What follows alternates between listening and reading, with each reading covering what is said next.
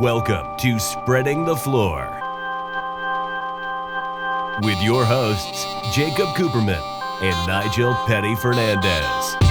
Your go-to podcast for basketball's forecast.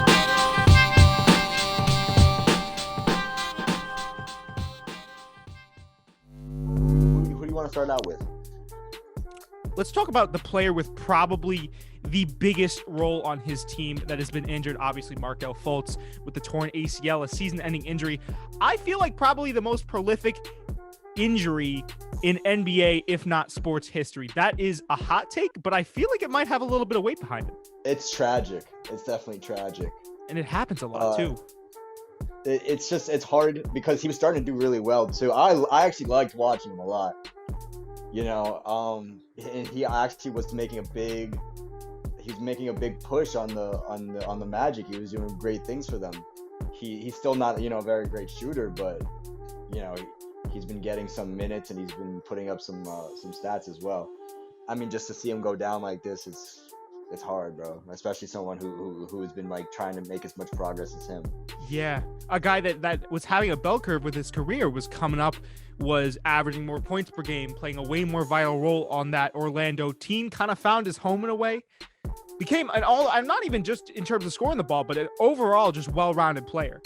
Yeah. A guy that could rebound, a great defender, athletic, could cut to the basket, a great slasher, which, by the way, again, if you want to hear a second hot take, I feel like slashers in the NBA might be it might be like a duh, but slashers in the NBA might be more predisposed to ACL injuries. I mean, we've seen it happen with shooters like Clay. Yeah. We've seen it happen with Kevin Durant, but I mean, if you really think about it, it makes the most sense when a guy is 9 times out of 10 driving to the basket with such force, going up like a Derrick Rose and coming down. Now, Markelle, he didn't jump. It must have, usually what happens with ACL injuries, they go up, they come down on the foot wrong. It's gruesome to watch. You see something, give in their knee, and they fall to the floor. Yeah. This one was the other type that usually occurs, where they drive in, they take a misstep, and you just see exactly the same thing except on the floor, right? Where you see their knee hyperextend, and they fall to the ground, and then dispossess the ball. So it happens, man, and it's deadly.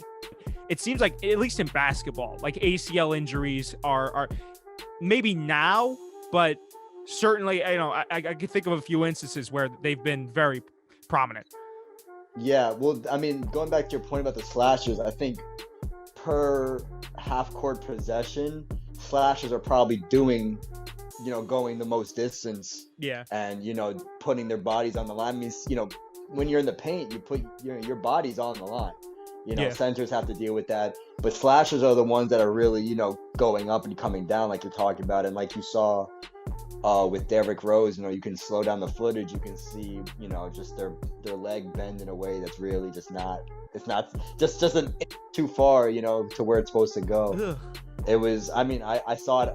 Listen, when I saw Markelle Fultz leaves in a wheelchair, I'm like, there you go. Boy. You already knew before you saw what the official injury was. If anyone leaves the court on a wheelchair and their name isn't Paul Pierce, it's going to be bad.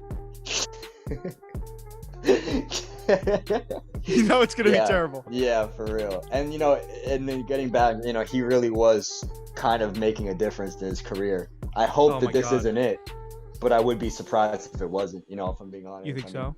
Say he comes back, at 50%. Are you really willing to pay someone, a spot on your roster for that? Well, they did sign him. Let me remind you, Nigel, we can get into the ramifications for the Magic in a second. They did sign him to that 3-year, $50 million contract. So they have him locked down. He shouldn't worry about whether or not he's going to remain in the NBA after this. What he should worry about, and what the Magic quite honestly should worry about, is if they're going to get their buck's worth with him, and if he himself as a player can come back and really continue with this growth that we've seen from him, because I've come to admire him. I think he's a guy, and I see all these people talking about it. I wholeheartly agree. I think he's a guy where he doesn't let adversity, get in the way of his goals. If he would have, he would have been like, I'm going to remind you, Nigel, I know you know this because you're an NBA fan, but he was the number 1 pick. Yeah. He went quiet for a while with the 76ers. Everyone doubted him. Then he comes back on Orlando, potentially a better scheme fit. I think most definitely a better scheme fit. But he starts to prove people wrong. That's what he's been doing his whole career.